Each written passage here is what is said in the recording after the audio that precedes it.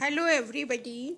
आज हम हमारे 12वें वीडियो में गौरवपूर्ण क्रांति के तत्कालीन कारण और उस क्रांति के परिणाम और उसकी घटनाओं के बारे में अध्ययन करेंगे। तो गौरवपूर्ण क्रांति का तत्कालीन कारण क्या था? सबसे प्रमुख जो तत्कालीन कारण था वो था कि जेम्स के पुत्र का जन्म हो गया था, जैसे कि हम हमारे 11वें वीडियो में डिस्कस कर चुके हैं। मैं आपको पुनः बताती हूँ कि अभी तक अधिकांश जनता जेम्स की निरंकुशता को यह समझकर सहन कर रही थी कि उसके कोई पुत्र नहीं है और वो वृद्ध है, तो उसकी मृत्यु के बाद उसकी बेटी व दामाद जो प्रोटेस्टेंट है गद्दी पर बैठेंगे। लेकिन 10 जून 1688 को जब उन्हें पता चला कि जेम्स की कैथोलिक रानी के एक पुत्र उत्पन्न हुआ है, तो उनकी आशाओं पर पानी फिर गया। अब उनके सामने क्रांति के सिवा और कोई उपाय नहीं रह गया। दोनों राजनीतिक दलों व्हिग और टोरी ने मैरी और विलियम को हॉलैंड से बुलाने का निश्चय किया। उनका निमंत्रण पाकर वे दोनों इंग्लैंड आए। सारे देश में उत्साह की लहर दौड़ गई। उन दोनों का भव्य स्वागत किया गया। स्थिति की गंभीरता को समझकर जेम्स फ्रांस भाग गया। शैथिल के अनुसार जिस समय जेम्स के पुत्र उत्पन्न हुआ उस समय 7 विषयों पर मुकदमा चल रहा था और जनता में उत्तेजना थी। इसे अच्छा अवसर जानकर हॉलैंड के राजा विलियम और उसकी पत्नी मैरी को इंग्लैंड के बचाव के लिए आमंत्रित किया गया।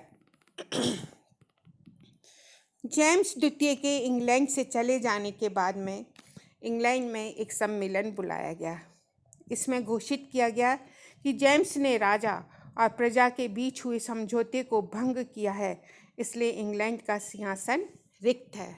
संसद ने विलियम व मैरी के सम्मुख कुछ शर्तें रखी, जिन्हें डिक्लेरेशन ऑफ राइट्स के नाम से जाना जाता है। फरवरी 1689 में विलियम तथा मैरी ने इस डिक्लेरेशन ऑफ राइट्स को स्वीकार कर लिया और वे कानूनी रूप से इंग्लैंड के शासक बन गए। इस प्रकार हम देखते हैं कि खून की एक बूंद बहाए बिना यह महत्वपूर्ण परिवर्तन हो गया। इसलिए इस घटना को गौरवपूर्ण क्रांति भी कहते हैं। ट्रेवेलियन के अनुसार रक्तहीन क्रांति की महत्ता तर्जन गर्जन से नहीं वरन उसके उद्देश्यों की बुद्धिमत्ता और दूरदर्शिता में थी। अब क्रांति के क्या परिणाम रहे, किस प्रकार इसने इंग्लैंड और विश्व को प्रभावित किया, इस बारे में अब हम अध्ययन करेंगे। पहला जो परिणाम था वो था इस क्रांति ने इंग्लैंड में निरंकुश राजतंत्र का अंत कर दिया। अब कोई शासक स्वेच्छाचारिता पूर्वक अथवा बिना संसद की अनुमति के शासन नहीं कर सकता था। इससे राजा के देवी अधिकार का अंत हो गया। अब राजा जब तक भली भांति शासन करता रहे तब तक वह सिंहासन पर आसीन रह सकता था, अन्यथा उसे गद्दी से हटाने का पूर्ण अधिकार संसद द्वारा प्रजा को मिल गया। अब राजा जनमत की उपेक्षा नहीं कर सकता था।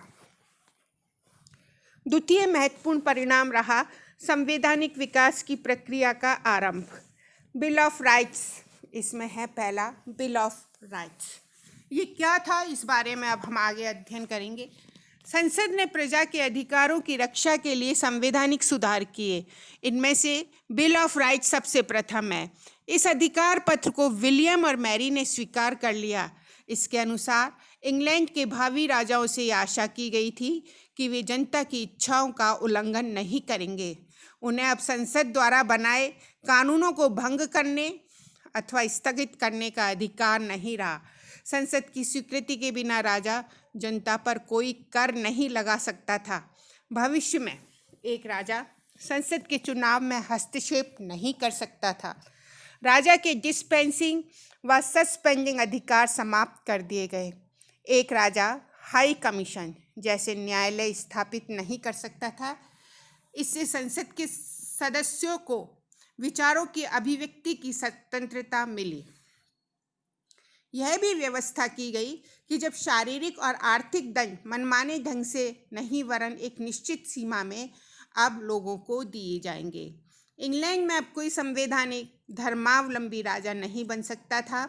एक राजा को स्वतंत्र सेना रखने का अब कोई कैथोलिक धर्मावलंबी राजा नहीं बन सकता था। एक राजा को स्वतंत्र सेना रखने का अधिकार नहीं था।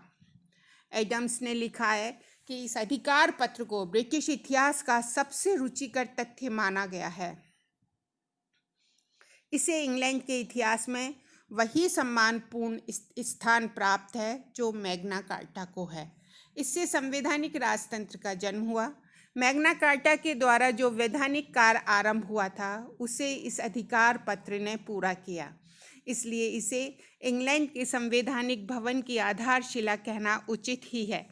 इस अधिकार पत्र में वे सब बातें सम्मिलित थी जिनके आधार पर मैरी तथा विलियम को शासन चलाना था।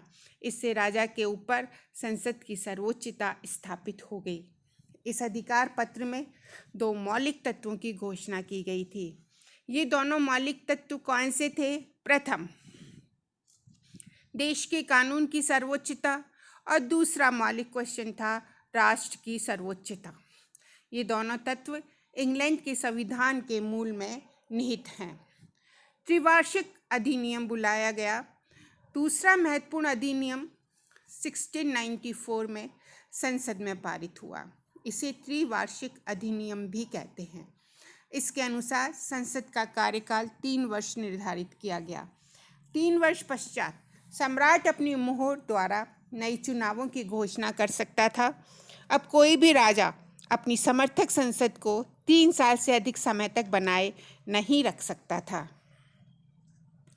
नेक्स्ट जो बिल पारित हुआ वो था उत्तराधिकार निर्णायक अधिनियम। तीसरा अधिनियम का मुख्य उद्देश्य इंग्लैंड के सिंहासन के उत्तराधिकार का निर्णय करना था। इसे उत्तराधिकार निर्णायक अधिनियम के नाम से जाना जाता है। 1701 में संसद में इसे पारित किया गया। 1694 या 1694 में मैरी की मृत्यु के बाद विलियम अकेला रह गया था। वह निसंतान था, वृद्ध था। एन का पुत्र भी मर गया था। संसद को डर था कि एन की मृत्यु के बाद इंग्लैंड के सिंहासन का उत्तराधिकारी नहीं रहेगा। ऐसी परिस्थिति में वापस से एक कैथोलिक राजा बन सकता है। अतः संसद ने इस नियम द्वारा जर्मनी के हनोवर की सोफिया और उसकी संतान को इंग्लैंड के राज सिंहासन का अधिकारी माना।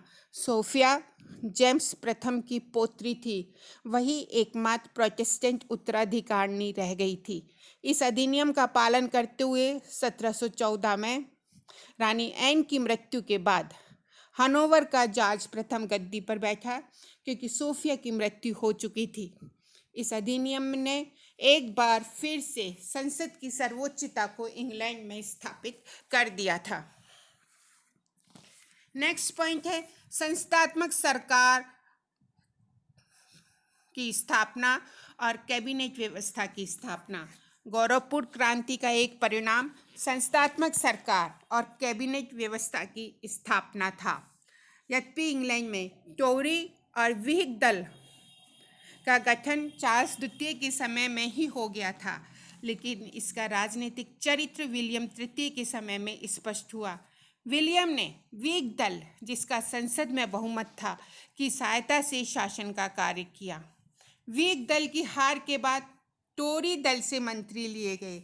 इस प्रक्रिया से कैबिनेट व्यवस्था का प्रारंभ हुआ। अब राजा को संसद में बहुमत प्राप्त करने वाले दल की सहायता से शासन चलाना अनिवार्य हो गया था। प्रोटेस्टेंट धर्म की विजय। इस शानदार क्रांति ने एंग्लिकन चर्च की श्रेष्ठता को स्थापित कर दिया। 1701 में समझौता अधिनियम में यह व्यवस्था की गई कि इंग्लैंड के प्रत्येक शासक को आरंभ में एंग्लिकन चर्च के प्रति श्रद्धा व विश्वास प्रकट करना होगा और उसका कैथोलिक चर्च से कोई संबंध नहीं होगा।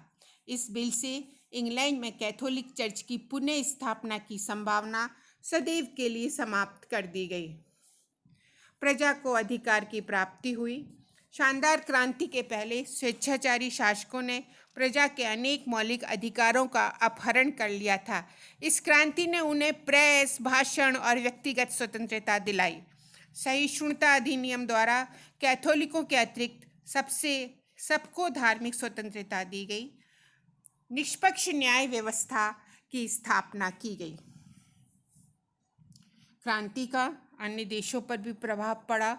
1688 की रक्तहीन क्रांति निरंकुशता से पीड़ित अनेक देशों की जनता को प्रभावित किया। इसने फ्रांस की जनता को इसने प्रेरणा दी।